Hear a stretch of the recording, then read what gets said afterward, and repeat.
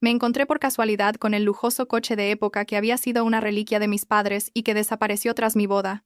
Me acerqué directamente al dueño del local y le dije: «Señor, este es mi coche, lo perdí hace 3 años». El dueño se limitó a reír, ignorándome.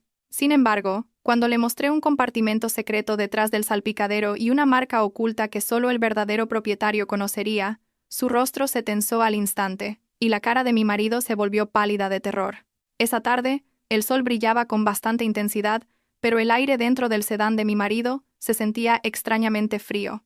Mateo, mi esposo, había insistido en que hoy tenía que sacarme de casa a toda costa. «No puedes seguir encerrada en tu habitación, afligida por la muerte de tus padres hace 3 años. Necesitas un cambio de aires», dijo. Nuestro destino era una exclusiva sala de exposiciones de coches de lujo, propiedad de un viejo amigo de Mateo, Ricardo. La verdad es que no quería ir. Cada vez que veía un vehículo de alta gama, mi corazón se encogía. Siempre me recordaba el trágico accidente que me arrebató a mis queridos padres, el señor Reyes y la señora Alonso. Pero Mateo, con su tono suave y afectuoso, no dejó de persuadirme, y no pude negarme a su propuesta. Me recliné en el asiento, arreglándome el pelo alborotado e intentando forzar una sonrisa para corresponder al esfuerzo de mi marido. Llegamos a un imponente edificio con enormes ventanales de cristal, tras los cuales se alineaban coches carísimos. Un gran cartel en la fachada indicaba el nombre del propietario del lugar. Al bajar del coche, Mateo me tomó la mano con fuerza.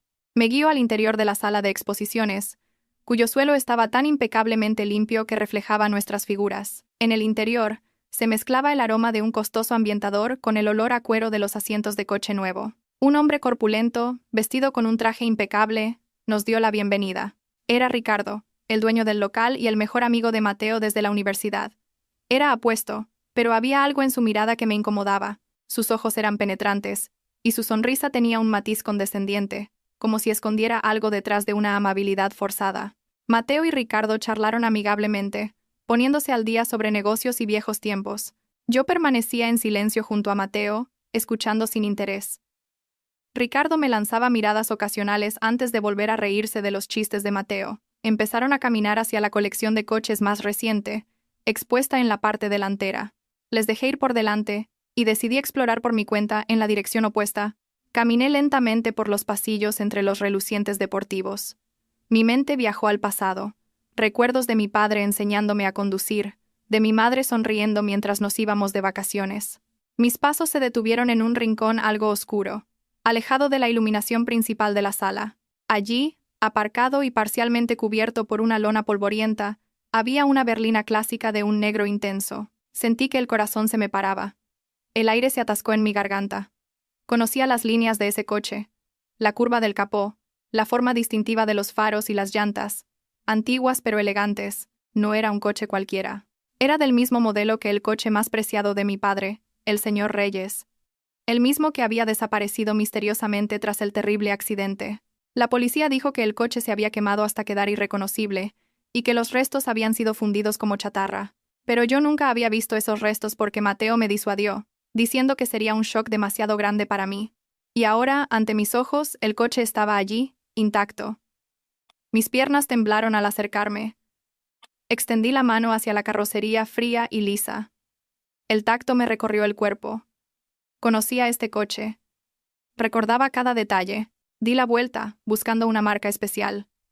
En la manilla de la puerta trasera izquierda, debía haber un fino rasguño que mi bicicleta le hizo al coche de mi padre hace 10 años. Tanteé la manilla con los dedos. El rasguño estaba allí. Podría haberse atenuado con el pulido, pero su textura aún se sentía bajo mis yemas. Las lágrimas comenzaron a brotar. No era un coche similar. Era el coche de mi padre. El coche del señor Reyes que supuestamente había sido destrozado. ¿Por qué estaba aquí? ¿Por qué en la sala de exposiciones del amigo de mi marido? Un torbellino de preguntas se agolpó en mi cabeza, oprimiéndome el pecho. La tristeza se convirtió en confusión, y luego en una ira que crecía lentamente. Sin darme cuenta, grité el nombre de mi marido. Mi voz resonó en el vasto espacio, interrumpiendo al instante la conversación de Mateo y Ricardo. Mateo corrió hacia mí, con el rostro desconcertado. Ricardo le siguió, con aspecto irritado por la interrupción de su paz. Con mano temblorosa señalé el coche. Dije en voz alta que era el coche de mi padre, desaparecido hacía 3 años. Exigí una explicación de por qué un coche que supuestamente estaba hecho pedazos se encontraba ahora aquí, en perfecto estado. Mateo me agarró por los hombros, intentando calmarme, diciendo que estaba viendo cosas. Dijo que mi anhelo por mis padres me estaba haciendo alucinar, pero aparté su mano bruscamente. Estaba segura de lo que veía y sentía. Ricardo soltó una risa ahogada, una risa llena de desprecio. Se cruzó de brazos y con un tono relajado dijo que era un vehículo de coleccionista importado recientemente del extranjero. Dijo que había muchos coches así en el mundo y que era natural que se parecieran. Incluso me llamó mujer histérica que no sabía nada de coches. La actitud arrogante de Ricardo hizo que me hirviera la sangre. Me estaba tratando como a una tonta. Pensó que no reconocería ni la reliquia de mis propios padres. Mateo también me arrinconó, diciéndome que no le avergonzara en el negocio de su amigo. La mirada habitualmente suave de Mateo se había vuelto ahora una advertencia, como si me ordenara callar y obedecer. Pero no podía quedarme en silencio. Recordé un secreto que solo mi padre y yo conocíamos. Un escondite secreto dentro de ese coche. Mi padre me lo había mostrado una vez mientras lo limpiábamos juntos. Ignorando las protestas de Ricardo, abrí la puerta del conductor. No estaba cerrada. El olor del interior del coche me golpeó con fuerza. Era una mezcla de cuero viejo y un vago aroma del perfume masculino que mi padre solía usar. Era el aroma del señor Reyes. No podía equivocarme. Mateo intentó sacarme, pero me resistí con todas mis fuerzas y me metí en el asiento del conductor. Frente al lujoso salpicadero de madera, hice lo que mi padre me había enseñado. Presioné el panel de madera sobre la guantera siguiendo un patrón específico. 2 toques en el extremo izquierdo, 1 en el centro y una pulsación larga en el extremo derecho. Un viejo mecanismo de resorte hizo un pequeño clic. Un sonido muy familiar para mis oídos. Un delgado cajón oculto en la parte inferior del salpicadero se abrió lentamente. Ricardo, que hasta hacía un momento se reía con cinismo, se quedó rígido de repente. Su rostro se tensó. Mateo, de pie junto a la puerta del coche, se puso pálido al instante. Sus ojos se abrieron de par en par al ver abrirse el cajón secreto. Ellos no sabían nada de esto. Solo el verdadero propietario lo sabía. Dentro del cajón no había objetos de valor, pero había algo mucho más terrible. El fondo estaba cubierto con una tela de terciopelo de color crema, y sobre ella había una mancha seca de color marrón oscuro. La mancha era grande e irregular. Mi corazón latía desbocado. Acerqué el rostro para ver mejor. Eran restos de sangre. Sangre que se había secado durante años. De repente, los recuerdos del accidente volvieron a mí. Mi padre murió por una hemorragia excesiva. La policía dijo que falleció en el hospital. Pero, ¿por qué había tanta sangre en este lugar oculto? Si mi padre hubiera sido rescatado de inmediato, la sangre no se habría acumulado en un cajón secreto cerrado. Me giré para mirar a Mateo y Ricardo con los ojos vidriosos. Con voz temblorosa pregunté: ¿por qué hay sangre aquí? ¿Por qué escondisteis este coche? Ricardo ya no sonreía. Su rostro se enrojeció de ira y desconcierto contenidos. Le hizo una seña a Mateo. El hombre que hasta ahora había dormido a mi lado parecía un extraño aterrorizado. No respondió a mi pregunta. En su lugar, me agarró del brazo con mucha más fuerza de lo habitual. Me sacó a la fuerza del coche, y casi me caigo. Mateo me susurró al oído con un tono apremiante, diciéndome que dejara de hacer locuras. Ricardo cerró de golpe la puerta del coche inmediatamente y gritó a sus empleados de seguridad que aseguraran la zona. Ese día, en esa fría sala de exposiciones, me di cuenta de que la muerte de mis padres no fue un simple accidente, y que mi marido estaba implicado en ello. El camino de vuelta a casa fue una agonía. El silencio en el coche de Mateo era mucho más aterrador y escalofriante que cualquier discusión. Mateo conducía a gran velocidad, con los nudillos blancos de tanto apretar el volante. Su rostro era una máscara de piedra, con la mandíbula apretada. Yo estaba sentada a su lado, abrazando mi bolso con fuerza y conteniendo a duras penas las ganas de llorar. La imagen de la mancha de sangre en el cajón secreto no abandonaba mi mente. No era una simple suciedad. Mi instinto de hija me decía que era la sangre de mi padre. Las preguntas se agolpaban una tras otra, pero tenía miedo de pronunciarlas en ese momento. La actitud de Mateo en la sala de exposiciones me hizo darme cuenta de que tenía un lado oscuro que yo desconocía. Tan pronto como llegamos a nuestra grande y silenciosa casa, Mateo me arrastró adentro. Ya no actuaba con la ternura de cuando salimos. Me sentó en el sofá del salón, casi empujándome. Respiraba con dificultad. Empezó a sermonearme, alzando la voz. Dijo que le había avergonzado delante de Ricardo. Dijo que había actuado como una loca que no distinguía la realidad de las alucinaciones. Mateo no dejaba de repetir que el coche era solo una réplica, que la mancha no era más que un derrame de aceite o pintura, y que yo estaba demasiado agotada y creando un drama innecesario. Utilizó palabras para manipular mi mente, intentando hacerme dudar de mi propia cordura. «Estás traumatizada, Valeria. Necesitas descansar. No ir por ahí acusando a la gente sin más, gritó Mateo. Fue a la cocina y volvió con un vaso de agua y 2 pastillas. Dijo que eran vitaminas y un tranquilizante que me ayudarían a dormir profundamente y a olvidar el vergonzoso incidente de hoy. Me obligó a tomarlas delante de él. Miré las pastillas con recelo. En el pasado, le habría creído y las habría tragado sin pensarlo. Pero hoy era diferente. Esa confianza ya se había roto. Fingí meterme las pastillas en la boca y bebí el agua. Mientras Mateo se distraía dejando el vaso en la mesa, escondí las pastillas bajo la lengua. Luego, fingiendo limpiarme la boca, las escupí discretamente en un pañuelo. Mateo me llevó arriba, a nuestro dormitorio. Me ayudó a acostarme, me arropó y me dio un beso en la frente. El beso se sintió frío y falso. «Duerme bien, querida. Mañana todo estará mejor», susurró. Luego salió de la habitación y cerró la puerta. Oí el sonido de una llave girando en la cerradura desde fuera. Me había encerrado. El miedo se apoderó de mí. Pero al mismo tiempo, surgió el coraje. No podía mostrarme débil. Soy la hija del señor Reyes y la señora Alonso. Tenía que descubrir la verdad detrás de todo esto. Esperé unos minutos a que todo estuviera en completo silencio. Me levanté de la cama y me deslicé hasta el armario. En el rincón más profundo del armario guardaba un viejo joyero, una reliquia de mi madre, la señora Alonso. Mis manos temblaban al abrirlo. Dentro había un antiguo broche de plata en forma de lirio. Era uno de los objetos favoritos de mi madre. Pero no era el broche lo que buscaba. Mi madre me había dicho una vez que este broche tenía una doble función. Una parte trasera de los pétalos se podía deslizar. Contuve la respiración y empujé una pequeña sección en la parte posterior del broche. Efectivamente, un pequeño objeto metálico cayó sobre mi palma. Era una llave de repuesto, la llave de repuesto de la berlina clásica de mi padre. La señora Alonso guardaba esta copia porque mi padre a menudo olvidaba dónde dejaba sus llaves. Esta llave tenía una forma muy particular y el logo del fabricante de coches grabado, algo que no tendría ninguna réplica. Apreté la llave con fuerza. Si esta llave encajaba en el coche de la sala de exposiciones de Ricardo, sería una prueba irrefutable de que el coche era realmente de mi padre. Y si el coche era de mi padre, entonces Mateo y Ricardo habían mentido descaradamente al decir que fue destruido hace 3 años. El hecho de tener esta llave me hizo darme cuenta de que no estaba loca. Mis recuerdos eran precisos. De repente oí el sonido de pasos pesados subiendo las escaleras. Debía de ser Mateo. Rápidamente, volví a esconder la llave dentro del broche y me guardé el broche en el bolsillo del pijama. Salté de nuevo a la cama y me cubrí con el edredón. Fingí estar profundamente dormida. La puerta del dormitorio se abrió lentamente. Mateo entró. Probablemente venía a comprobar si las pastillas habían hecho efecto. Regulé mi respiración para que sonara regular y pesada, como la de alguien profundamente dormido. Sentí su presencia junto a mi cama. Se quedó allí un buen rato, observándome en silencio. La atmósfera era muy tensa. Luego se dio la vuelta y salió, dejando la puerta ligeramente entreabierta. Abrí los ojos un poco. Mateo no fue a su habitación, sino que se dirigió a su despacho al final del pasillo. Esperé un momento y luego me levanté de la cama sin hacer ruido. Descalza, salí sigilosamente de la habitación. La gruesa alfombra del pasillo amortiguó mis pasos. Me acerqué a la puerta firmemente cerrada del despacho de Mateo. Su voz se oía débilmente a través de la madera. Mi corazón latía con fuerza. Tenía miedo de que me descubrieran.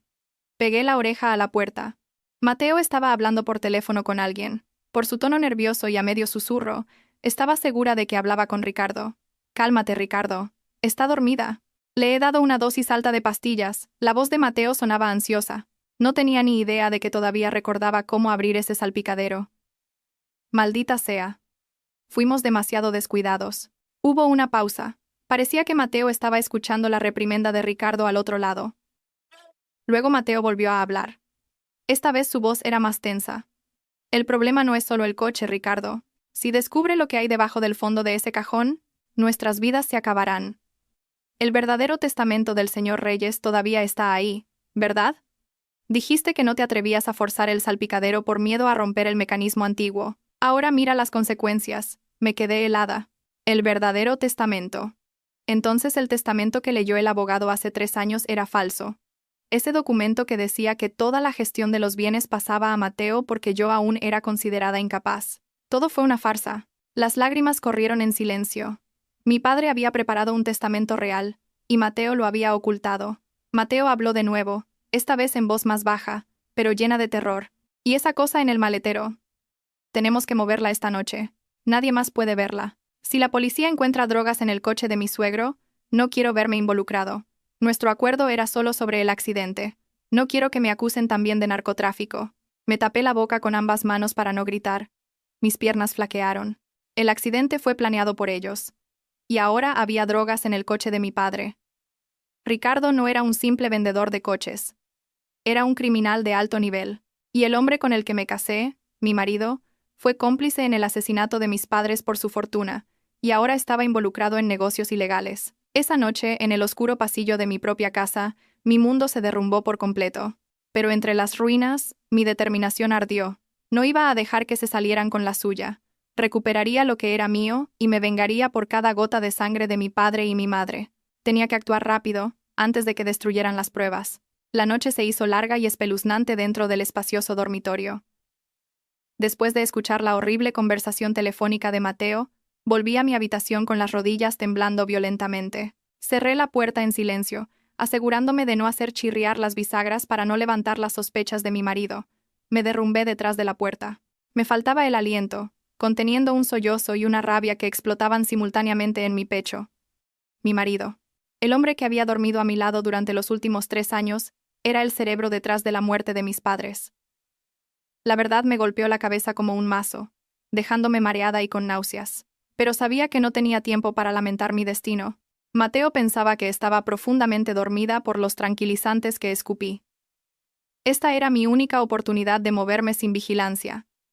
Tenía que conseguir esas pruebas. Si el coche de mi padre era trasladado esta noche como planeaban, perdería la única llave que podría llevarlos a la cárcel. Me levanté y me cambié de ropa inmediatamente. Me quité el pijama y me puse ropa oscura y cómoda para moverme, junto con un pañuelo negro improvisado para no destacar en la oscuridad de la noche. Cogí un pequeño bolso y metí mi teléfono, mi cartera y el broche que contenía la llave de repuesto del coche de mi padre. Antes de salir me miré en el espejo. Mi rostro estaba pálido, tenía ojeras marcadas bajo los ojos, pero mi mirada ya no era la de la débil Valeria. En ella ardía una llama de venganza. Salí sigilosamente de la habitación. El pasillo de la casa estaba oscuro como boca de lobo, iluminado solo por la luz de la luna que se filtraba por los grandes ventanales. No usé la escalera principal, por miedo a que los escalones de madera crujieran.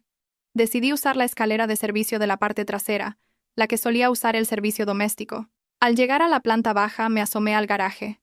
El coche de Mateo no estaba. Ya se había ido. Mi corazón latió con fuerza.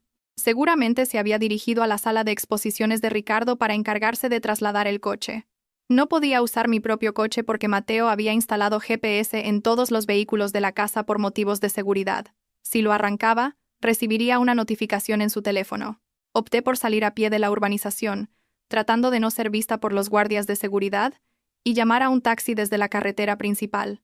Los guardias conocían bien a Mateo. El aire frío de la noche me calaba hasta los huesos mientras caminaba rápidamente por la acera. Cada sonido, el canto de un grillo o el susurro de las hojas, me ponía en alerta. Tenía miedo de que Mateo apareciera de repente y me viera. Después de conseguir un taxi, le pedí al conductor que me dejara en la calle trasera de la sala de exposiciones de Ricardo, una zona de almacenes desolada y con poca luz. El lugar era lúgubre y oscuro, en marcado contraste con la fachada glamurosa y brillante de la sala de exposiciones. Después de que el taxi se fuera, me quedé sola detrás de un poste de luz, observando el gran edificio.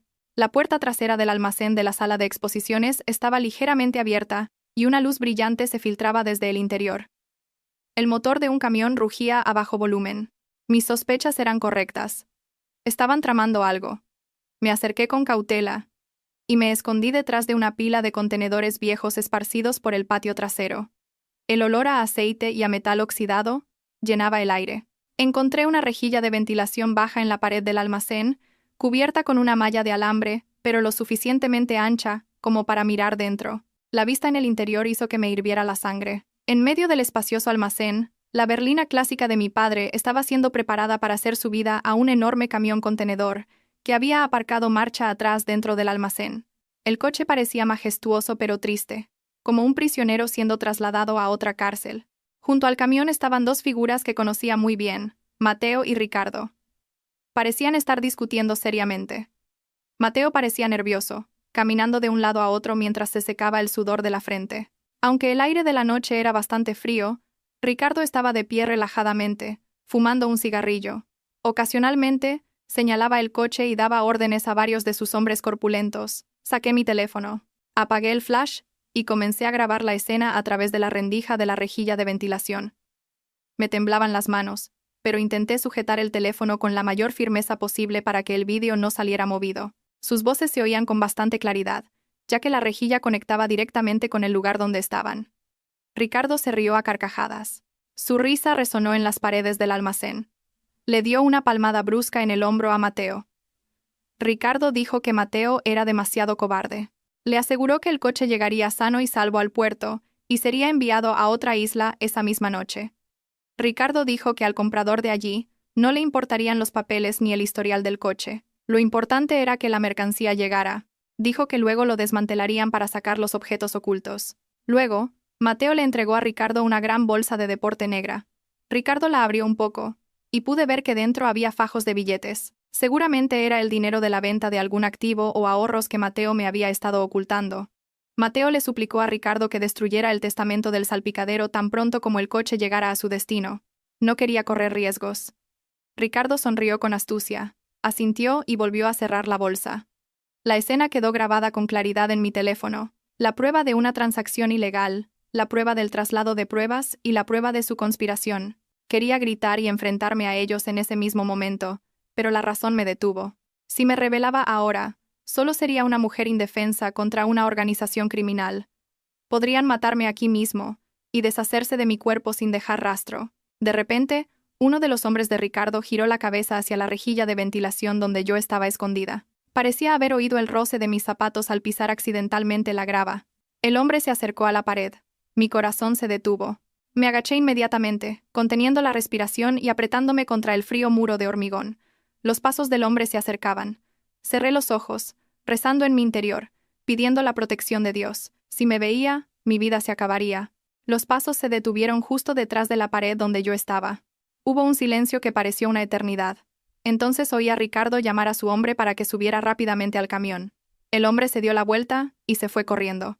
Solté un largo suspiro de alivio, con un sudor frío empapándome la espalda. Eché un último vistazo. El coche de mi padre ya estaba completamente dentro del camión contenedor. Las puertas de metal del contenedor se cerraron con un estruendo, sellando todos los secretos en su interior. El camión comenzó a salir lentamente del almacén. Sentí una punzada de desesperación al ver cómo se llevaban la reliquia de mi padre, pero al menos tenía esta grabación de vídeo.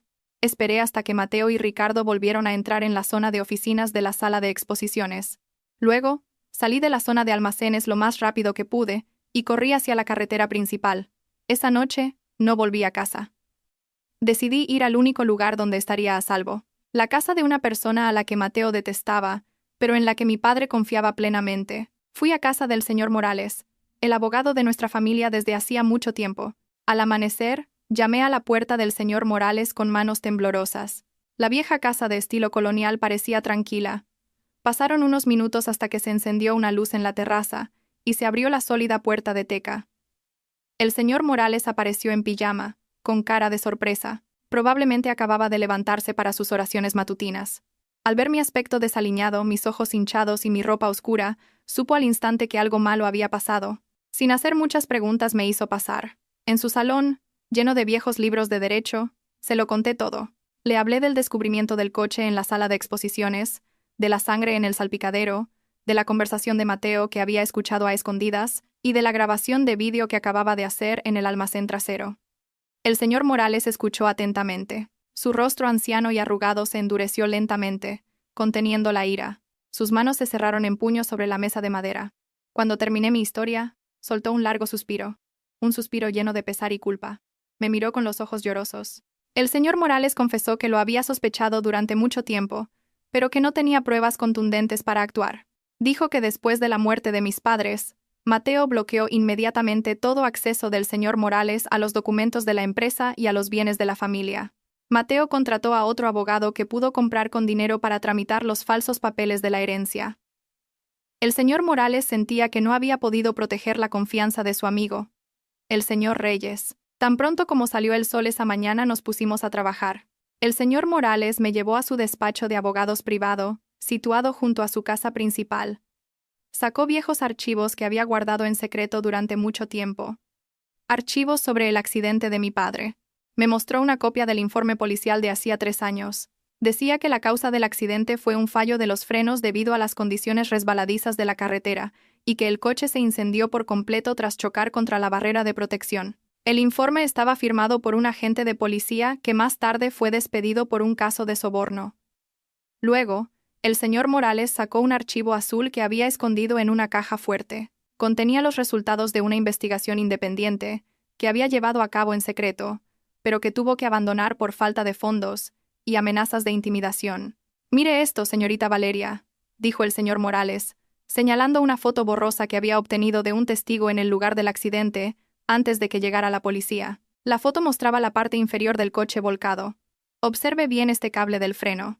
Si los frenos se hubieran roto por fricción o presión, el extremo estaría deshilachado y desigual. Pero en esta foto, aunque borrosa, se ve que el corte es muy limpio y recto. Es la marca de una cizalla. Me tapé la boca para contener un grito. Mis piernas flaquearon, así que era cierto.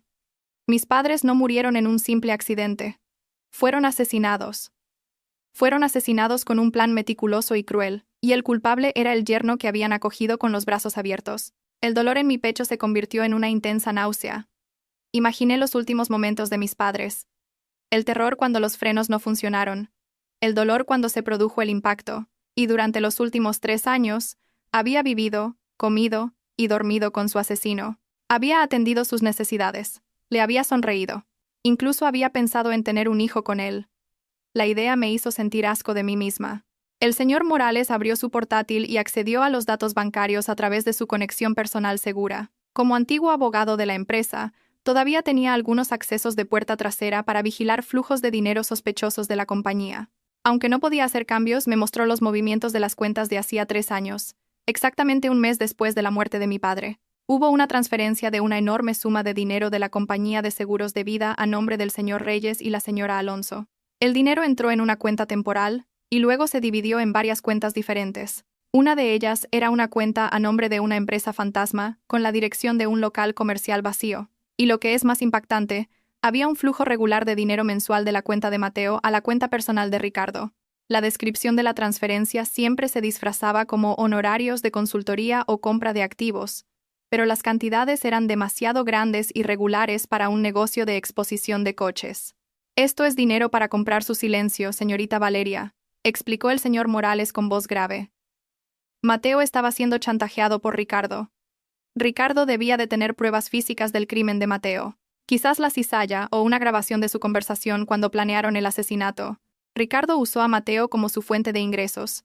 Mateo necesitaba el dinero de la herencia de sus padres para pagar sus deudas de malas inversiones y para mantener a Ricardo callado. El señor Morales también me explicó lo del coche. Supuso que Ricardo no lo destruyó por pura codicia. Ricardo sabía que un coche clásico como ese valía millones de euros en el mercado negro de coleccionistas, pero no podía venderlo oficialmente porque el número de bastidor estaba registrado como un vehículo desguazado, así que Ricardo lo usó para otros fines. La sospecha de Valeria sobre las drogas se fortaleció cuando el señor Morales me mostró un viejo artículo de periódico sobre una red de narcotraficantes que a menudo usaba coches de lujo para engañar a la policía de tráfico. La sala de exposiciones de Ricardo era el lugar perfecto para el blanqueo de dinero. Tenemos la prueba en vídeo del traslado del coche y esta foto del cable del freno, pero todavía no es lo suficientemente fuerte como para acusarlos directamente de asesinato premeditado en un tribunal, ya que el coche real ha sido trasladado, dijo el señor Morales, masajeándose las sienes. Necesitamos ese testamento real. Ese testamento es la clave.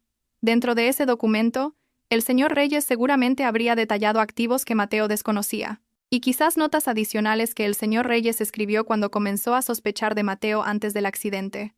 Si conseguíamos ese documento, podríamos anular todos los derechos de herencia de Mateo y llevarlo a la quiebra. Sin dinero, Mateo se derrumbaría, y él y Ricardo se atacarían mutuamente. Me quedé en silencio, pensando. El coche ya se había ido, pero sabía hacia dónde se dirigía. Ricardo dijo que sería enviado a otra isla. Pero el transporte marítimo lleva tiempo. Y recordé que en la llamada telefónica, Mateo había dicho que la cosa en el maletero debía estar a salvo. No destruirían el coche inmediatamente hasta que el comprador en el destino recogiera los paquetes de droga que había dentro. Todavía había tiempo, pero no podíamos ir tras ese camión ahora sin estar preparados. Necesitábamos una estrategia más inteligente. Teníamos que hacer que nos trajeran las pruebas de vuelta, o que confesaran sus crímenes ellos mismos.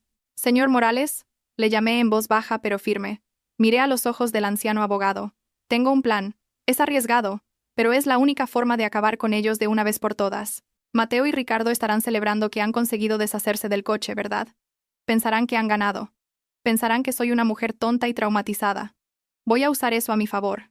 Voy a volver a casa ahora, antes de que Mateo se dé cuenta de que he desaparecido. Voy a fingir que el incidente de ayer en la sala de exposiciones fue solo un síntoma de mi histeria. Me disculparé. Seré la esposa más dulce y sumisa. El señor Morales me miró preocupado. Es demasiado peligroso, señorita. Vivirá en la misma casa que un asesino. Ya no tengo miedo, abogado, respondí con firmeza. Voy a hacer que Mateo se sienta seguro. Y la semana que viene es el cumpleaños de Mateo. Le propondré una gran fiesta de celebración. Le pediré que organicemos la fiesta en la sala de exposiciones de Ricardo, como muestra de mi arrepentimiento, y para mejorar nuestra relación. En esa fiesta, delante de todos sus socios y amigos, lo revelaremos todo. Les tenderemos una trampa de la que no podrán escapar. El señor Morales se quedó en silencio por un momento, sopesando mi plan. Luego, asintió lentamente. De acuerdo. Si ese es su deseo, la apoyaré por completo.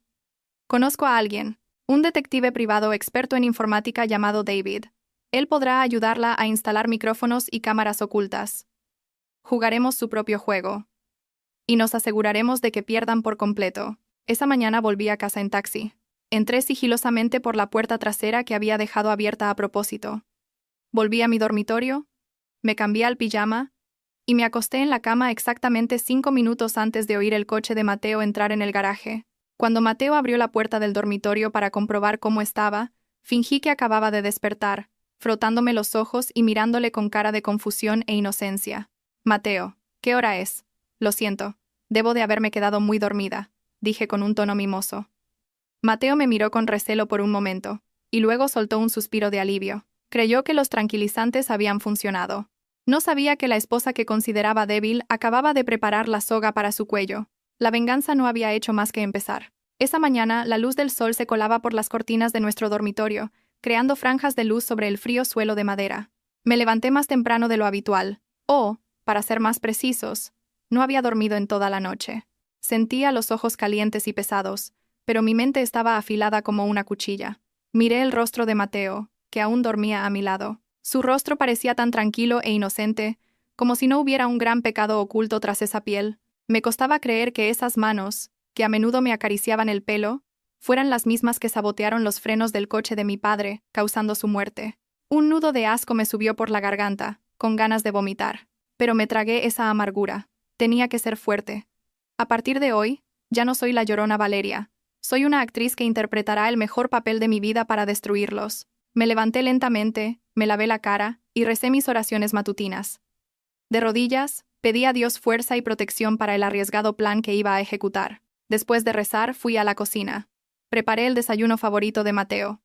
Huevos rotos con jamón, tal como él siempre pedía.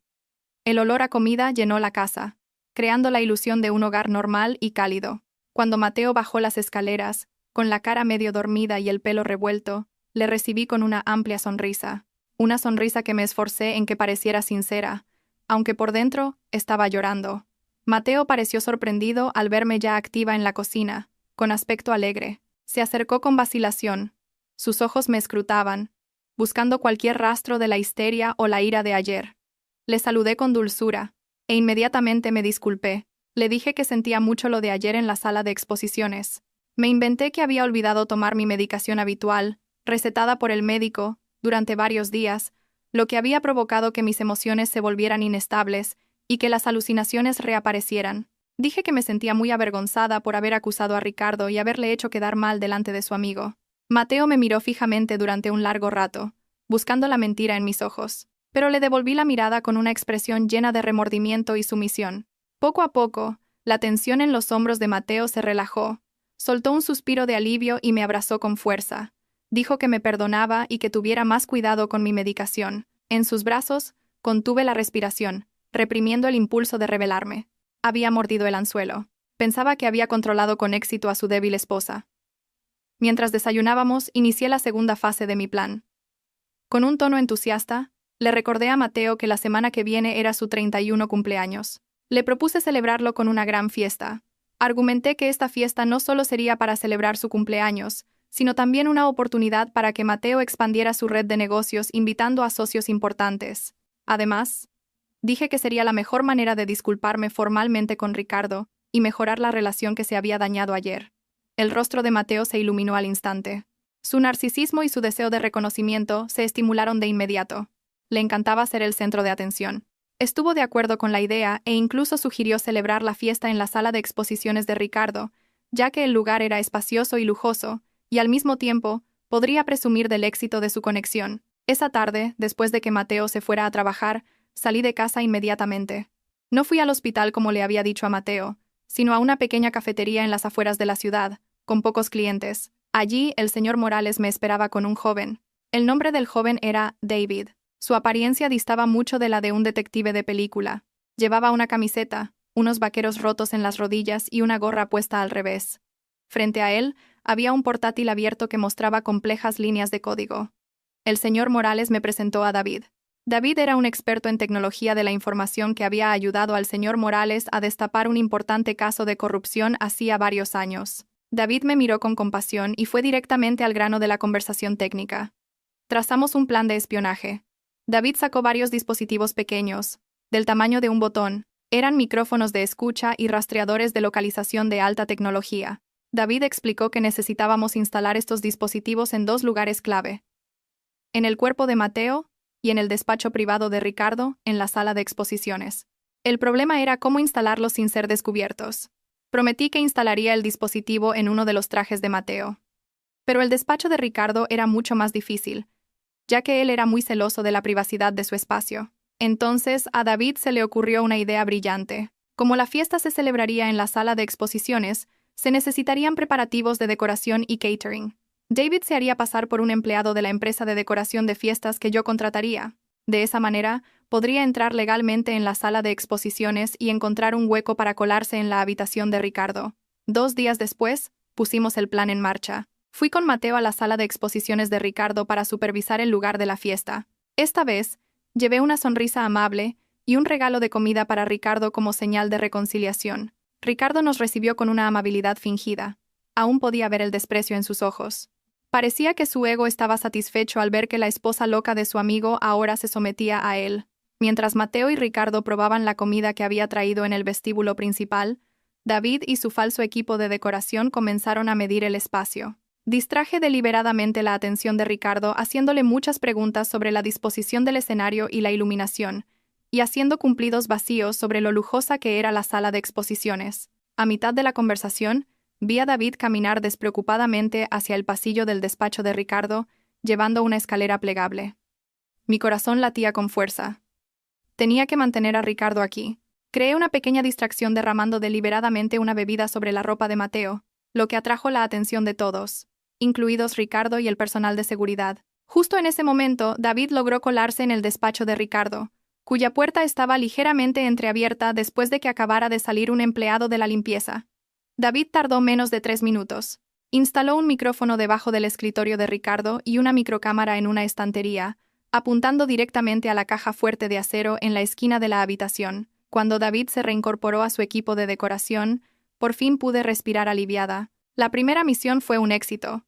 Esa noche, en casa, me senté sola en el baño, con un auricular en la oreja, oculto por un pañuelo. David había conectado la frecuencia de los micrófonos a una aplicación especial en mi teléfono, disfrazada de calculadora. Escuché un sonido de estática y luego oí la conversación de Ricardo y Mateo en el despacho de Ricardo. Después del horario de cierre, sus voces se oían con claridad. Su conversación hizo que me hirviera la sangre, pero al mismo tiempo, me dio una sensación de satisfacción, porque mis sospechas eran correctas.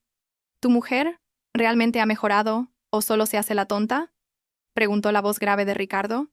Ahora es seguro, Ricardo. Los tranquilizantes la han dejado atontada. De todos modos, ya se disculpó. Es solo una ama de casa normal. No tiene agallas para enfrentarse a nosotros, respondió Mateo con una risa despectiva.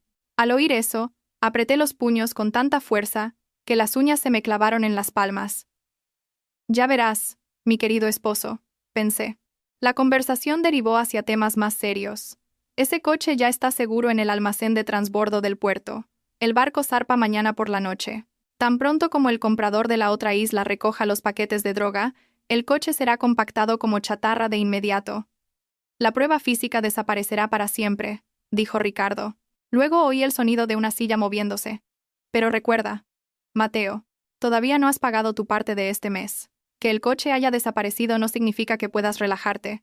Ten paciencia, Ricardo. Después de esta fiesta de cumpleaños, volveré a retirar dinero de los depósitos de Valeria. Necesito su firma, y como ahora se siente culpable, será fácil hacerle firmar cualquier papel, replicó Mateo. Por cierto, la prueba que guardas, esa cizalla y el testamento real del señor Reyes que sacaste del salpicadero antes de mover el coche, ¿está a salvo? Tengo miedo de que alguien lo encuentre. Está a salvo en mi caja fuerte de aquí detrás. La combinación solo la sé yo y la cambio cada semana. Nadie puede abrirla a menos que me maten. Esa es mi garantía de jubilación, Mateo. Mientras yo tenga esas cosas, tú seguirás siendo mi cajero automático. La risa de Ricardo estalló. Le siguió la risa incómoda y forzada de Mateo. Apagué la grabación con manos temblorosas. Esta información era muy valiosa. La prueba física del asesinato, la cizalla y el testamento real estaban ahora en la caja fuerte del despacho de Ricardo. Y el coche de mi padre todavía estaba en el puerto, esperando el barco de mañana por la noche, lo que significaba que la fiesta de cumpleaños de Mateo de mañana por la noche era nuestro último plazo.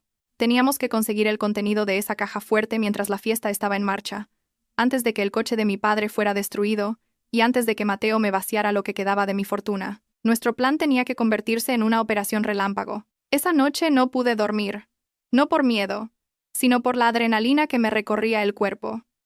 Miré el techo de mi dormitorio e imaginé los rostros de mi padre y mi madre. Mañana por la noche se hará justicia. La noche de la fiesta llegó. La sala de exposiciones de coches de Ricardo se había transformado en un salón de fiestas muy grandioso. Se colgaron candelabros de cristal adicionales, telas de seda cubrían las paredes de hormigón, y se instaló un escenario de música acústica en un rincón de la sala. Los coches de lujo fueron apartados a los lados, dejando un amplio espacio en el centro para los invitados. Los invitados comenzaron a llegar. Eran socios de negocios de Mateo, colegas de Ricardo, en su mayoría con trajes caros pero con rostros rudos, y algunos parientes lejanos que apenas había visto. Todos sonreían, reían y se daban la mano. Pero para mí, todo esto era un escenario teatral. Todos llevaban máscaras de amabilidad, ocultando su propia hipocresía. Justo aquí, en medio de este falso esplendor, dictaría la sentencia a quienes habían arruinado mi vida. Estaba de pie junto a Mateo cerca de la entrada, recibiendo a los invitados. Llevaba un elegante vestido largo de color azul marino, con un pañuelo del mismo color cubriéndome el pecho. Mi maquillaje era impecable pero firme, para ocultar el cansancio de mis ojos. Mateo estaba muy guapo con un caro traje negro. Sonreía continuamente, presentándome con orgullo como su fiel y amada esposa. Cada vez que me rodeaba la cintura para hacerse una foto con los invitados, tenía que esforzarme para no apartar su mano. Su contacto se sentía como una brasa que me quemaba la piel. Ricardo también estaba allí, de pie cerca de la mesa del buffet, observando el desarrollo de la fiesta como un rey supervisando su reino. Ocasionalmente, me dedicaba una sonrisa cínica, sintiéndose exitoso por celebrar una fiesta en su guarida criminal sin que nadie sospechara nada. En esta fiesta no había bebidas alcohólicas. Era una petición que había puesto como condición para que viniera mi gran familia, que era religiosa. Ricardo aceptó a regañadientes y la sustituyó por zumos y cócteles sin alcohol caros. En realidad, esta era mi táctica para asegurarme de que estuvieran completamente sobrios cuando llegara su ruina. Quería que sintieran el dolor y el pánico en plena conciencia, no en estado de ebriedad. Además, al no haber alcohol, la seguridad de Ricardo estaba un poco más relajada, sintiendo que no habría alborotos de borrachos. Pero no sabían que la verdadera amenaza no venía de un invitado borracho, sino de un camarero que caminaba con una bandeja de bebidas hacia el pasillo del despacho. Ese camarero era David. Estaba perfectamente disfrazado con un uniforme de catering, el pelo peinado y gafas. Cuando la música empezó a sonar más fuerte y la atención de todos se centró en Mateo, que estaba dando el discurso de bienvenida en el escenario, David me hizo una seña. Era el momento. David dejó su bandeja en una mesa de un rincón tranquilo. Luego, con un movimiento rápido y discreto, se coló en el pasillo que llevaba al despacho de Ricardo. La misión de David era muy difícil. Tenía que abrir la puerta del despacho, cerrada con un lector de huellas dactilares, y abrir la caja fuerte de Ricardo. Ya habíamos preparado un dispositivo de clonación de huellas dactilares que habíamos obtenido de un vaso que Ricardo bebió durante nuestra visita de inspección de ayer. Recé en mi interior para que el dispositivo funcionara. Mientras David trabajaba en silencio, mi misión era ser la principal distracción. Subí al escenario después de que Mateo terminara su discurso, cogí el micrófono y sonreí dulcemente a los cientos de pares de ojos que me miraban. Ricardo estaba en primera fila, con los brazos cruzados con arrogancia. Comencé elogiando a Mateo como un marido maravilloso, hablando de la paciencia con la que había tratado mi enfermedad. Mis palabras fueron tan dulces que algunas de las invitadas se conmovieron. Mateo parecía muy satisfecho, su rostro radiante. Pero mis ojos no dejaban de mirar el teléfono que sostenía. La aplicación conectada a la microcámara de David mostraba que David ya había entrado con éxito en la habitación y estaba frente a la caja fuerte. El tiempo parecía pasar muy lentamente. 1 minuto, 2 minutos, David seguía luchando con la combinación de la caja fuerte. Los latidos de mi corazón coincidían con el ritmo de la música de bajo que sonaba lentamente. De repente, vi a Ricardo rebuscar en el bolsillo de su traje. Sacó su teléfono y frunció el ceño. Su sistema de seguridad inteligente le habría enviado una notificación de que había actividad dentro de su despacho. El rostro de Ricardo pasó de una expresión relajada a una de alerta. Miró a su alrededor, y sus ojos se dirigieron hacia el pasillo del despacho. Comenzó a retroceder, intentando abandonar la multitud. Era un desastre. Si Ricardo iba allí ahora, descubriría a David y podría matarlo en el acto. Tenía que tomar una medida drástica. Y como regalo especial para mi marido, dije en voz alta por el micrófono, me gustaría invitar al escenario a su mejor amigo, el señor Ricardo. Me gustaría darle un agradecimiento especial, ya que Ricardo ha sido como un hermano para Mateo. Los pasos de Ricardo se detuvieron. Todos los invitados se giraron para mirarle, aplaudiendo. Las luces del escenario le iluminaron al instante, deslumbrándole e inmovilizándole en el sitio. Ricardo pareció dudar. Sus ojos iban y venían entre el despacho y el escenario. La presión social de cientos de invitados no le dejó otra opción. Con el rostro forzado y una sonrisa rígida, Ricardo subió al escenario.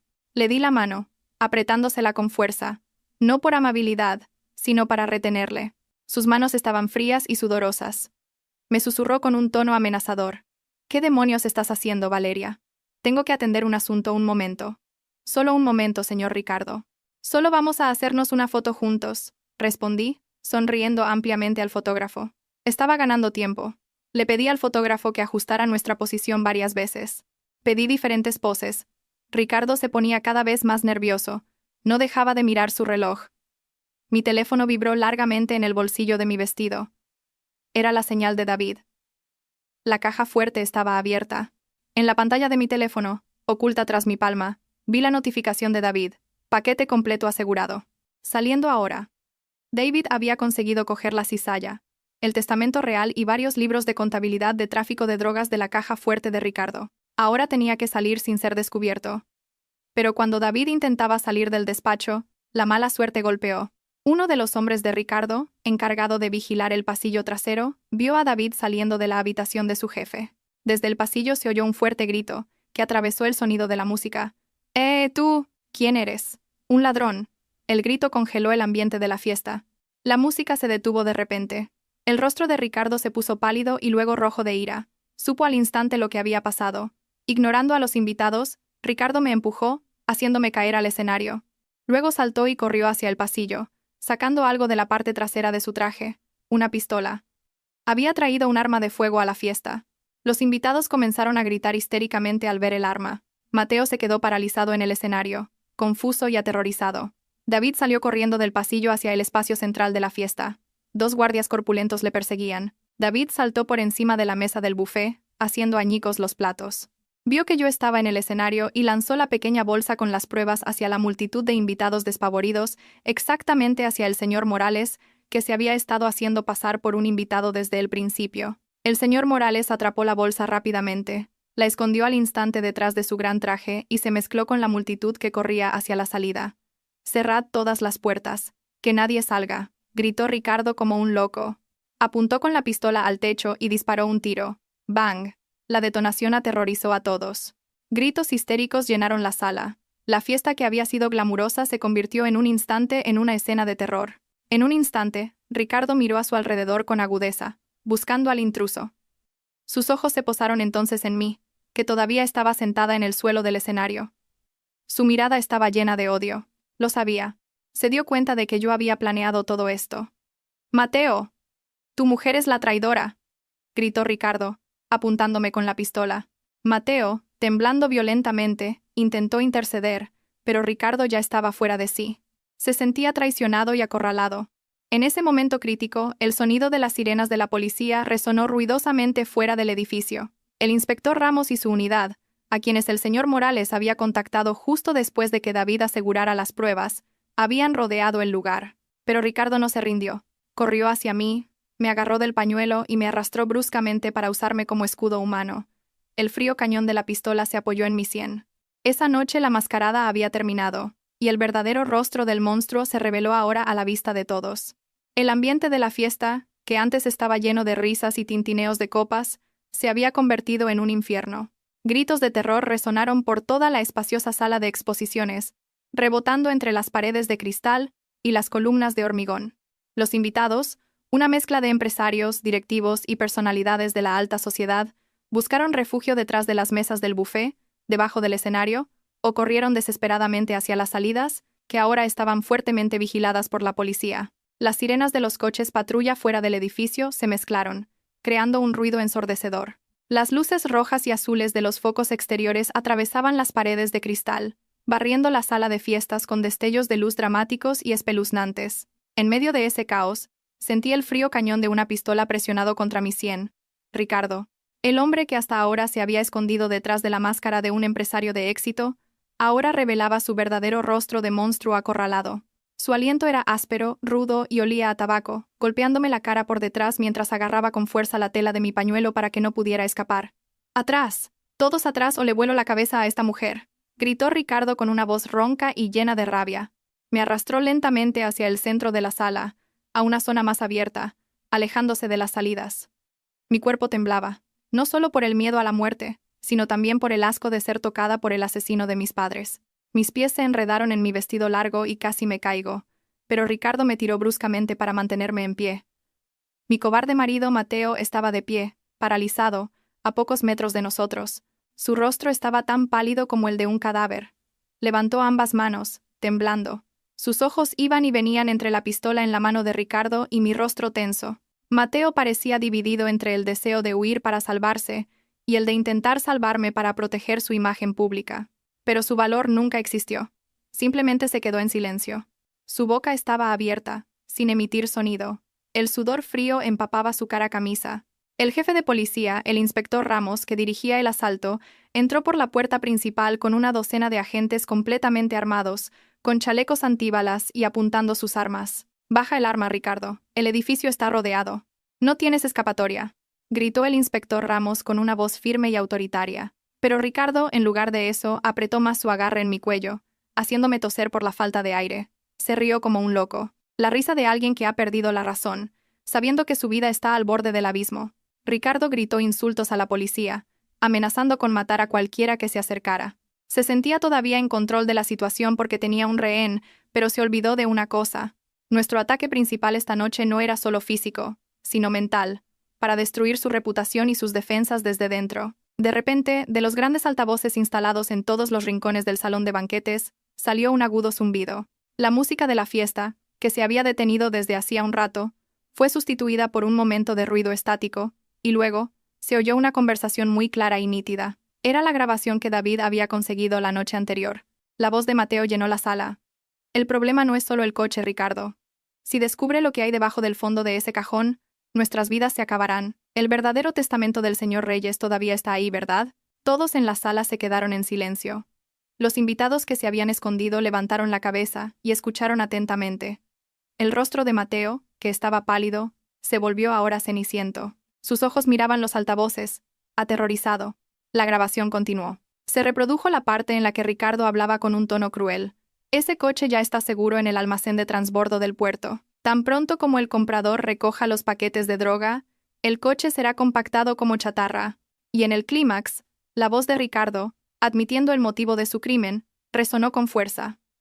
«Esa es mi garantía de jubilación, Mateo. Mientras yo tenga esas cosas, esa cizalla, tú seguirás siendo mi cajero automático». La grabación terminó, dejando un silencio aún más espeluznante que antes. Ahora, todas las miradas se dirigían a Mateo y Ricardo. Las miradas de los invitados ya no eran de miedo, sino de asco y juicio. Los socios de negocios de Mateo, que hasta ahora le habían elogiado, ahora susurraban, señalándole como el asesino que mató a su suegro. La máscara de marido devoto y fiel que Mateo había construido se hizo añicos en un instante. Se derrumbó, sus piernas cedieron, y cayó de rodillas al suelo, llorando histéricamente mientras se tapaba los oídos, como si quisiera negar la voz de sus propios pecados. «Es una mentira, es una farsa. Es una voz editada», gritó Mateo desesperadamente, pero nadie le creyó. La prueba de audio era demasiado detallada y real. Al darse cuenta de que su carta de triunfo había sido revelada y que ya no tenía coartada, Ricardo se desesperó aún más. Su rostro se enrojeció de vergüenza e ira contenidas. Me miró con ojos asesinos. Tú planeaste todo esto, ¿verdad? Serpiente. Me gruñó al oído. Se dio cuenta de que ya no podía negociar. La cadena perpetua o la pena de muerte le esperaban. Su única opción era escapar sin ninguna garantía de seguridad. Miró a su alrededor, buscando una abertura. La puerta principal estaba bloqueada por la policía. La puerta trasera estaba fuertemente vigilada. Sus ojos se posaron entonces en un gran objeto expuesto justo detrás de nosotros, en el centro del escenario de honor. Era la berlina clásica de mi padre. El coche que se suponía que había sido enviado al puerto todavía estaba expuesto aquí esta noche, como un trofeo de la victoria de Ricardo, antes de ser enviado a la mañana siguiente. Ricardo era realmente arrogante. Quería presumir de ese coche raro a sus invitados como un símbolo del éxito de su sala de exposiciones, sin darse cuenta de que se convertiría en su ataúd. Ricardo vio ese coche como el único vehículo blindado, lo suficientemente fuerte como para atravesar las puertas de cristal de la sala de exposiciones y escapar del cerco policial. Ese viejo coche europeo tenía una carrocería de acero grueso, mucho más resistente que los finos coches de hojalata de hoy en día. «Levántate, Mateo, rápido». «¡Idiota!», gritó Ricardo, pateando el cuerpo de Mateo, que estaba de rodillas llorando. «Nos vamos de aquí ahora. Sube a ese coche». Mateo levantó la cabeza. Los mocos y las lágrimas empapaban su rostro miserable. Negó débilmente con la cabeza, sin querer obedecer. Pero Ricardo no aceptó un no por respuesta. Disparó un tiro de advertencia al suelo, justo al lado de los pies de Mateo. ¡Bang! Los fragmentos de la baldosa del suelo salpicaron la cara de Mateo. Mateo gritó de terror y se levantó inmediatamente, corriendo hacia el asiento del conductor. «Ahora», ordenó Ricardo, arrastrándome hacia el reluciente coche negro. «No disparen, me rendiré», suplicó Mateo. Pero Ricardo le golpeó en la nuca con la culata de la pistola, y Mateo se tambaleó hacia la puerta del coche. El inspector Ramos y sus hombres avanzaron lentamente, acortando la distancia. «Ricardo, no empeores las cosas». «Libera al rehén», gritó el inspector Ramos. Pero Ricardo volvió a apuntar con la pistola a mi cabeza. «Un paso más y le hago un agujero en la cabeza», amenazó Ricardo. La policía tuvo que detenerse. No podían arriesgarse porque la posición de Ricardo, justo detrás de mí, era demasiado cercana, usando mi cuerpo como un perfecto escudo humano. Ricardo abrió la puerta trasera del coche y me empujó bruscamente adentro, haciéndome caer sobre los fríos asientos de cuero.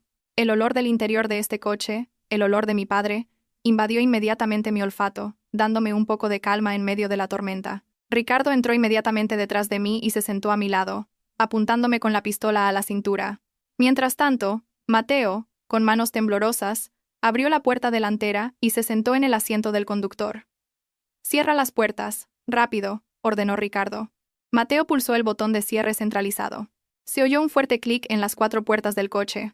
Ahora estábamos aislados dentro de esta cápsula de acero. El sonido de las sirenas de fuera se oía más débil, debido al excelente aislamiento acústico de este coche de lujo. Las ventanillas de este coche eran oscuras y gruesas, para proteger la privacidad, pero ahora se habían convertido en una prisión para los tres. En este estrecho interior la tensión era tan densa que me oprimía el pecho. Me senté en silencio, intentando regular mi respiración.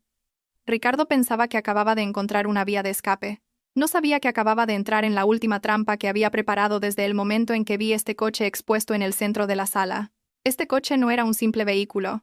Para mi padre, este coche era una fortaleza, y esta fortaleza solo obedecía a su dueño. La atmósfera dentro de la lujosa pero espeluznante berlina clásica era como una olla a presión a punto de estallar. Ricardo estaba sentado conmigo en el asiento trasero. Su aliento era áspero, como el de un toro herido. Su mano derecha todavía apretaba la pistola apuntada a mis costillas. Mientras tanto, su mano izquierda agarraba el hombro del asiento del conductor delantero, donde Mateo se sentaba con el cuerpo temblando violentamente. Mateo miraba el volante con la mirada perdida. El sudor frío le corría por las sienes, empapando el cuello de su camisa, ya desordenada. Ese rostro apuesto que una vez amé, ahora estaba destruido por el miedo y un tardío sentimiento de culpa, con un aspecto tan miserable. Fuera, decenas de policías apuntaban con sus rifles largos a nuestro coche. Los focos de la policía se reflejaban deslumbrantemente en las ventanillas del coche, haciéndonos parecer peces en una pecera, observados antes de ser ejecutados. ¿A qué esperas? Idiota. Arranca el motor, le gritó Ricardo al oído a Mateo, haciendo que mi marido se sobresaltara. Mateo, con manos temblorosas, rebuscó en los bolsillos de sus pantalones, solo para darse cuenta de que no tenía las llaves. Las llaves. No las tengo yo, Ricardo, susurró Mateo con una voz ronca, casi sollozando. La llave está en el contacto. La preparé para poder escapar de inmediato si algo pasaba. ¿Estás ciego?, gritó Ricardo enfadado. Efectivamente. La llave del coche, con un lujoso llavero de cuero, colgaba del bombín de arranque. Ricardo realmente había planeado un escenario de escape, aunque no esperaba que ocurriera tan pronto. Mateo giró la llave inmediatamente. Se oyó el sonido del motor de arranque girando.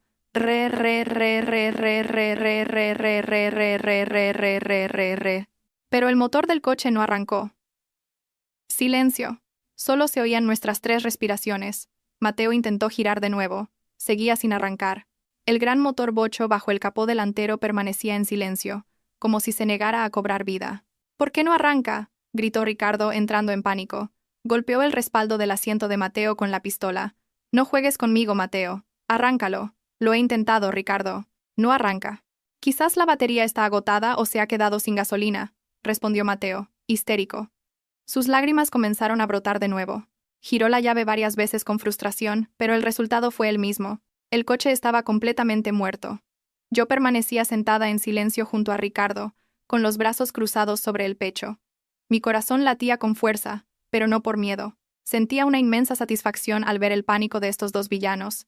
Lentamente, giré la cabeza hacia Ricardo, mirando sus ojos salvajes y llenos de miedo. «Es inútil», dije en voz baja, pero mi voz se oyó con claridad, cortando su pánico. «Esa llave no arrancará este coche». Ricardo y Mateo se giraron para mirarme al mismo tiempo. «¿Qué quieres decir?», gruñó Ricardo. El cañón de su pistola ahora presionaba más fuerte contra mis costillas, causando un dolor agudo. Pero no me inmuté. Mi padre, el señor Reyes, era muy paranoico con la seguridad. Expliqué con un tono frío y tranquilo, como si contara un cuento para dormir. Hizo modificar especialmente el sistema de seguridad de este coche en Alemania. La llave que cuelga ahí es solo una llave física para abrir las puertas y encender la electricidad básica, como la radio. Pero para arrancar el motor, esa llave es inútil sin un segundo transpondedor. ¿Qué transpondedor? ¿Dónde está?, gritó Ricardo. Empezaba a darse cuenta de que le habían engañado. Esbocé una leve sonrisa. El sistema de seguridad utiliza reconocimiento de huellas dactilares. Y solo hay 2 personas en este mundo cuyas huellas dactilares están registradas en el sistema informático de este coche: mi padre y yo. Levanté mi mano derecha y mostré mi dedo índice. A menos que mi dedo toque el sensor oculto bajo el volante, este coche es solo un trozo de chatarra de 2 toneladas. Estáis atrapados. El rostro de Ricardo se puso pálido. Se dio cuenta de su error fatal. Había elegido un vehículo de escape que se convertiría en su propia prisión. Intentó abrir la puerta del coche a su lado, pero estaba cerrada. Tiró de la manilla bruscamente varias veces, pero la puerta no se movió. «Abre la puerta, Mateo», gritó Ricardo. Mateo pulsó repetidamente el botón de desbloqueo de la puerta del conductor, pero no hubo respuesta. La luz de seguridad del salpicadero parpadeaba rápidamente en rojo. «No funciona, Ricardo. El botón no responde». «El sistema se ha bloqueado automáticamente», gritó Mateo. «Correcto». Intervine de nuevo. Si se gira la llave 3 veces sin autenticación de huella dactilar, se activa el sistema de bloqueo. Las puertas se cierran por dentro y por fuera. Estas ventanillas son de cristal antibalas de estándar militar. No podrá romperlas con esa pistola de juguete. El oxígeno aquí dentro solo durará unas pocas horas. Esperaremos aquí hasta que se rindan, o hasta que todos nos asfixiemos. Ricardo rugió de rabia. Apuntó con la pistola directamente a mi cara. «Si yo muero, te llevaré conmigo, zorra». «Adelante», le desafié, mirando fijamente el cañón de la pistola sin pestañear. «Dispárame. Pero recuerda, si lo haces, la policía de fuera verá el destello de tu cañón e inmediatamente acribillará este coche con cientos de balas. Este cristal puede resistir algunas balas de pistola, pero no resistirá una lluvia de rifles de asalto de la policía. Morirás absurdamente en un instante, con el cuerpo lleno de agujeros de bala. Las manos de Ricardo temblaron. Sabía que yo tenía razón. Matarme ahora sería un acto suicida. Estaba en un callejón sin salida. No podía salir, no podía escapar, y no podía matar a su rehén sin provocar su propia muerte. El cerco se estrechaba, aplastando su espíritu. Mateo, incapaz de soportar la presión mental, comenzó a desvariar. Golpeaba las ventanillas pidiendo ayuda a la policía de fuera, aunque su voz probablemente no se oía con claridad en el exterior. Por favor, sáquenme de aquí. Solo seguía órdenes. No quiero morir aquí. Valeria, por favor, abre la puerta. Cariño, soy tu marido. Me equivoqué. Lo siento. Miré la espalda de Mateo con ojos llenos de asco. ¿Marido? ¿Qué marido sabotea los frenos del coche de su suegro? ¿Qué marido deja que su mujer sea considerada loca para encubrir sus crímenes? No eres mi marido, Mateo. Solo eres un parásito que casualmente vivía en mi casa. Mis palabras atravesaron el corazón de Mateo. Inclinó la cabeza sin fuerzas, sollozando sobre el volante. Se dio cuenta de que no había vuelta atrás. La fortuna que perseguía, el prestigio que había construido, todo se había desvanecido esta noche. Mientras tanto, fuera, se veía al inspector Ramos consultando con su unidad. A través de un megáfono su voz llegó débilmente al interior del coche. Ricardo. Mateo. Sabemos que el coche no puede moverse. Ríndanse ahora. Bajen sus armas y levanten las manos. Esta es su última advertencia. Ricardo me miró con ojos desesperados, mezclados con un profundo odio. El sudor le empapaba la cara. Vio a Mateo, ya mentalmente destrozado, y luego a la policía, que se acercaba cada vez más con escudos tácticos. Su dominio se había desmoronado. El jefe de la mafia local que había sido temido, era ahora solo una rata atrapada en una caja de acero, lentamente. La fuerza de su mano se debilitó. La pistola que sostenía bajó. Vi mi oportunidad. Con un movimiento tranquilo, pulsé un pequeño botón oculto detrás del reposabrazos central del asiento trasero. Un botón de emergencia que mi padre me había mostrado una vez. Se oyó el siseo de un sistema hidráulico. La cerradura de la puerta a mi lado se desbloqueó mecánicamente. Ricardo se sobresaltó al oír el sonido. Intentó levantar la pistola de nuevo, pero yo fui más rápida. Le di una patada en la mano con todas mis fuerzas, y la pistola salió volando, cayendo al suelo del asiento delantero. Antes de que pudiera cogerla, abrí la puerta y rodé fuera del coche, cayendo al duro suelo de porcelana de la sala de exposiciones. ¡Entren!, gritó el inspector Ramos al verme salir. La unidad de policía se abalanzó inmediatamente. Como las ventanillas laterales eran demasiado resistentes, rompieron el parabrisas delantero con un mazo táctico especial. Mateo fue sacado a la fuerza a través del parabrisas roto, arrastrado como un saco de arroz mientras gritaba pidiendo perdón. Ricardo intentó resistirse, intentando coger la pistola de nuevo, pero se lanzó una granada de gas lacrimógeno al estrecho interior del coche. En un instante, Ricardo tosió violentamente, con los ojos escociéndole, y finalmente se rindió cuando 3 agentes lo sacaron y lo tiraron al suelo. Unas esposas de acero se cerraron en las muñecas de ambos. El señor Morales corrió a mi lado y me ayudó a levantarme lentamente. Me arreglé el pañuelo desordenado y miré a los 2 hombres que ahora estaban en el suelo, con la cara hundida en el polvo bajo las botas de la policía. No sentía ni una pizca de compasión en mi corazón, solo una inmensa sensación de alivio. Esta noche, dentro del coche reliquia de mi padre, la justicia finalmente había encontrado su camino. Padre. Madre. Lo he conseguido. El caos dentro de la sala de exposiciones esa noche comenzó a calmarse lentamente. Aunque los restos de la tensión aún flotaban densamente en el aire, después de que Ricardo y Mateo fueran sometidos y esposados con éxito por los agentes de policía, la atmósfera de la fiesta, que originalmente era glamurosa, se había transformado ahora en una escena del crimen llena de cintas amarillas de la policía. Los invitados, que originalmente se habían dispersado presas del pánico, ahora eran escoltados uno por los agentes para ser registrados como testigos. El terror y la confusión aún se reflejaban en sus rostros, pero en los ojos de algunos había un claro disgusto mientras miraban a Mateo y Ricardo ser arrastrados a los coches patrulla. Me quedé en un rincón de la sala, envuelta en una gruesa manta que me dio un agente, con el señor Morales de pie fielmente a mi lado, como un padre protegiendo a su hija. Mi cuerpo todavía temblaba un poco por los efectos de la adrenalina, pero mi mente estaba inmensamente tranquila. Se sentía como si una pesada carga que había oprimido mi pecho durante los últimos 3 años se hubiera levantado en un instante. El inspector Ramos se acercó a nosotros después de asegurarse de que los dos sospechosos estaban asegurados en coches separados. Su rostro firme parecía serio, pero había un toque de alivio en él. Nos dio la mano a mí y al señor Morales, agradeciéndome mi valentía, aunque también me reprendió un poco, diciendo que nuestras acciones habían sido muy arriesgadas. El inspector Ramos solicitó entonces permiso para realizar una inspección exhaustiva de la berlina clásica de mi padre. Según el procedimiento, el coche era ahora una prueba clave, no solo porque fue utilizado en un intento de secuestro, sino también por la posibilidad de que hubiera otros artículos ilegales en su interior, como se escuchó en la grabación de la escucha. Asentí en silencio, dándoles permiso total para desmontar lo que fuera necesario. Para mí, el coche había cumplido su misión de proteger mi vida. Ahora era el turno del coche de exponer los pecados de Ricardo. El equipo forense de la policía comenzó su trabajo. Llevaban guantes de látex y traían un equipo completo. Con cuidado, forzaron la apertura del maletero del coche, que había estado firmemente cerrado durante mucho tiempo. Mateo, sentado en el asfalto fuera de la sala de exposiciones esperando ser trasladado, estiró el cuello para ver lo que hacía la policía. Parecía muy nervioso, gritando continuamente que no sabía nada sobre el contenido del maletero. Ricardo, mientras tanto, permanecía en silencio, con la mirada perdida en el suelo. Sabía que su mayor secreto estaba a punto de ser revelado. Cuando se abrió la tapa del maletero, al principio solo se vio la rueda de repuesto y el equipo de gato habitual, pero la policía trajo inmediatamente a un perro detector, que comenzó a ladrar agresivamente hacia la pared interior del maletero. Un agente golpeó esa pared del maletero. El sonido era sólido, no hueco como el de una chapa metálica normal. Usando una pequeña palanca de acero, el agente levantó la capa de moqueta de la pared del maletero. Un panel falso se desprendió con un chasquido. Detrás de esa pared falsa, había docenas de gruesos paquetes de plástico, envueltos en cinta marrón, cuidadosamente dispuestos. Un agente cogió un paquete y lo cortó ligeramente con una navaja, revelando un polvo blanco y miles de coloridas pastillas. No eran analgésicos comunes. Eran drogas psicotrópicas ilegales de alta calidad, listas para su distribución.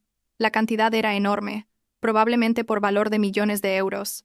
Llévenlo al laboratorio ahora mismo. «Esto es un gran golpe», gritó el inspector Ramos, ordenando a sus hombres. Al ver la pila de paquetes que se sacaba del coche, Mateo gritó histéricamente. Su rostro, ya pálido, se volvió aún más blanco que el papel. Se debatió en las garras de la policía. No lo sabía. Lo juro, no sabía que esa cosa estaba ahí.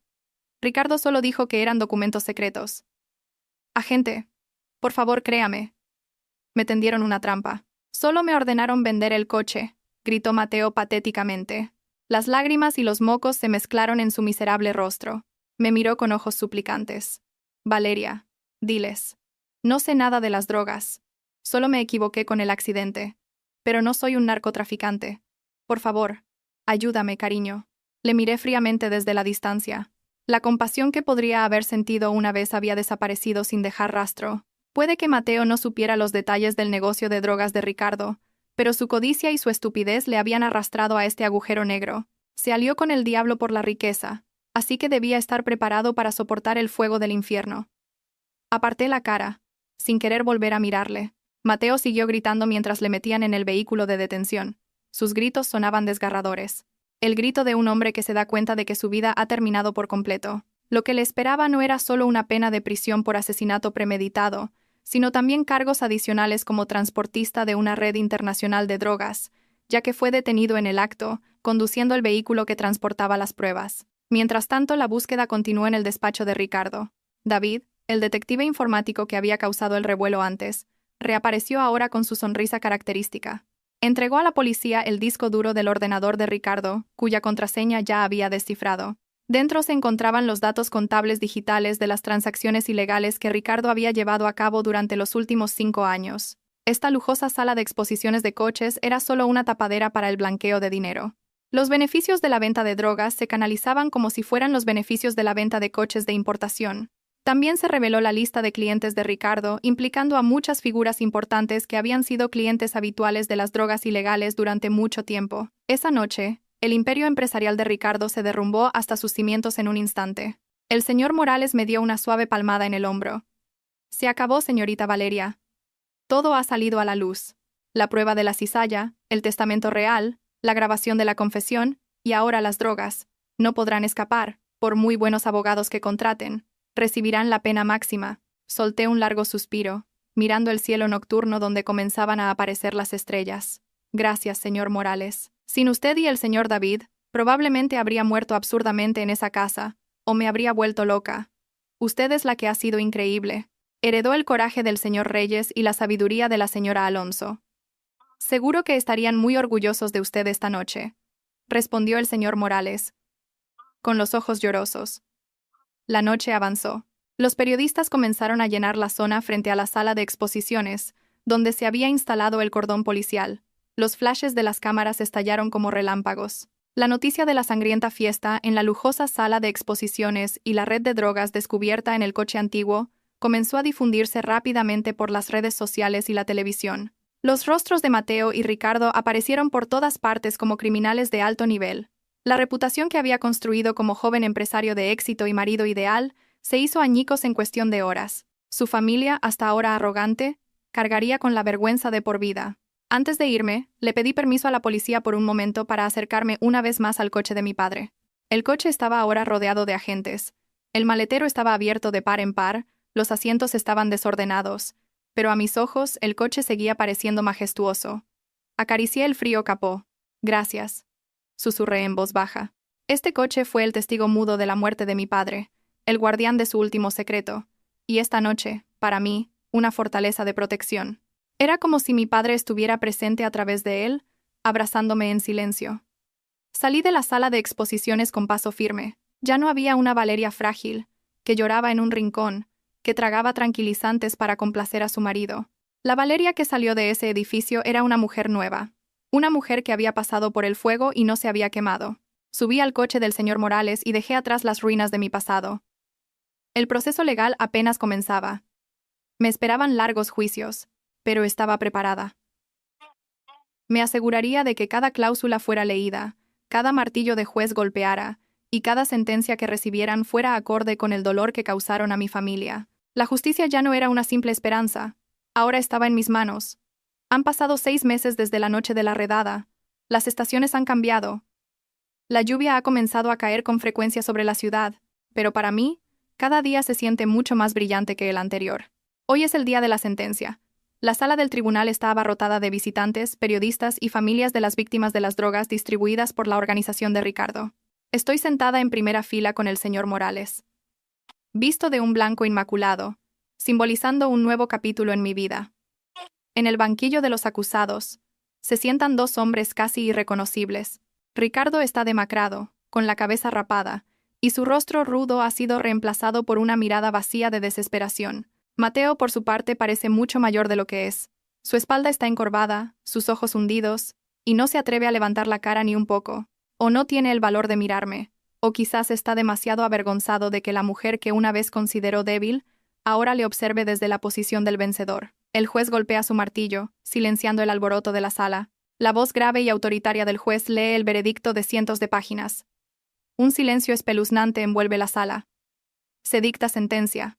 Resuena la voz del juez. El acusado número 1, Ricardo Pérez, es declarado culpable de los cargos de asesinato premeditado, tráfico de drogas de primer grado y posesión ilegal de armas de fuego. Por lo tanto, se condena al acusado a cadena perpetua revisable. La sala estalla en vítores y llantos. Ricardo se queda rígido, como si su alma hubiera sido arrancada en ese momento. No se resiste. Sabe que ninguna defensa podría salvarle ante la montaña de pruebas. El juez pasa al segundo acusado. El acusado número 2, Mateo García, es declarado culpable de los cargos de conspiración para cometer asesinato premeditado, falsificación de documentos públicos y complicidad en el delito de blanqueo de capitales. Se condena al acusado a cadena perpetua. Mateo se desploma inmediatamente de su silla. Llora, llamando a su madre. La cadena perpetua significa que se pudrirá en la cárcel hasta su muerte, sin esperanza de volver a ver el mundo exterior. Los beneficios de sus crímenes fueron confiscados por el Estado o me fueron devueltos. Entró en la cárcel como un hombre pobre, despreciado y odiado por la sociedad. El karma le había visitado de la forma más dolorosa, dejándole vivir una larga vida de sufrimiento. No vitoreé, no sonreí con cinismo. Simplemente cerré los ojos por un momento, rezando por mi padre y mi madre. Se acabó. Papá, mamá, ahora pueden descansar en paz. Después del juicio, me encargué de todos los trámites administrativos para la recuperación de mis bienes. De acuerdo con la sentencia del tribunal y el testamento real que se encontró, todos los activos de la empresa del señor Reyes volvieron a mis manos por completo. Los bienes de Mateo, que habían sido comprados con mi herencia, también fueron confiscados y me fueron devueltos, incluido el edificio de la sala de exposiciones de Ricardo, cuyo terreno estaba envuelto en una disputa de deudas con el banco. Lo compré en una subasta estatal a un precio bajo. No tenía intención de continuar con el negocio de coches de Ricardo. El lugar guardaba demasiados malos recuerdos. Renové el edificio por completo. Los oscuros ventanales de cristal fueron sustituidos por ventanas amplias y transparentes. Las frías paredes de hormigón fueron pintadas con colores cálidos. Convertí el lugar que había sido una guarida de criminales en la Fundación Reyes Alonso. Se convirtió en un centro de formación profesional y un refugio para huérfanos y víctimas del abuso de drogas que deseaban recuperarse. Quería que el lugar que una vez fue una fuente de destrucción se convirtiera ahora en una fuente de esperanza para muchos. Esa tarde, en el patio delantero de la recién inaugurada fundación, una berlina clásica negra estaba elegantemente aparcada. Era el coche de mi padre. La policía me lo devolvió después de que terminaran los procedimientos legales. El coche fue limpiado, reparado y pulido hasta brillar como nuevo. El hedor del crimen y los restos de polvo de drogas fueron eliminados por completo por profesionales. El motor fue reparado. Y por supuesto, el sistema de seguridad fue reconfigurado solo para mí. Me acerqué al coche. Un joven elegantemente vestido se acercó a mí. Era mi nuevo asistente, recomendado por el señor Morales para ayudarme a gestionar la fundación. Llevaba las llaves del coche. El coche está listo, señora directora. El motor está muy suave, como recién salido de fábrica. ¿Quiere que lo lleve al garaje ahora?, preguntó educadamente. Miré fijamente el coche. Mi reflejo se veía en la reluciente carrocería negra. Vi a una mujer fuerte, independiente y segura de sí misma. Ya no era una víctima. No. Está bien, respondí con una sonrisa. Le quité las llaves de la mano. Lo conduciré yo misma. Hace mucho tiempo que no conduzco este coche. Seguro que ha echado de menos la carretera. Entendido, señora directora. Conduzca con cuidado, respondió el asistente, abriéndome la puerta del conductor. Me senté al volante. El asiento de cuero me abrazó la espalda cómodamente. Puse las manos en el volante, sintiendo la textura de la madera lisa. Coloqué mi dedo índice en el sensor biométrico bajo el salpicadero. Se oyó un breve bip. Luego giré la llave y se escuchó el suave pero potente rugido del motor. El salpicadero se iluminó, como si me diera la bienvenida. Ahora, a casa. Pisé lentamente el acelerador. El coche se movió, abandonando el patio del edificio que ahora estaba lleno de las risas de los niños de la fundación. Conduje por las concurridas calles de la ciudad, dejando que el viento de la tarde me rozara la cara a través de las ventanillas abiertas. Ya no veía la sombra del accidente cuando conducía. Lo que veía era el largo camino que se extendía ante mí. El camino del futuro, que recorrería a mi manera. Mateo y Ricardo eran ahora solo un pasado que se pudría tras los barrotes de hierro. Mientras tanto, yo sigo adelante. La rueda de la vida había girado. Los que estaban arriba por su arrogancia, ahora eran pisoteados abajo. Y yo, que había sido pisoteada, ahora tenía el control total de mi vida. Esto no es solo venganza. Esto es justicia perfecta. Y mientras el sol se ponía en el horizonte oeste, dejando un hermoso resplandor anaranjado